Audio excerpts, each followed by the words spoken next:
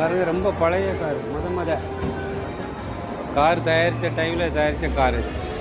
அதாங்க விட்டுருக்காங்க சிங்கப்பூர்.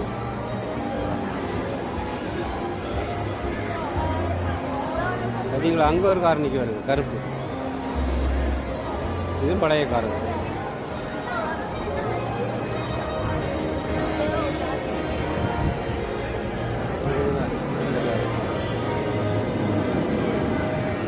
இந்த பக்கம் ஒரு கார் முத தயாரித்த கார்கள் இது நம்ம கம்பெனி. இது மாடல் பின்னாடி பாருங்கள், 1959.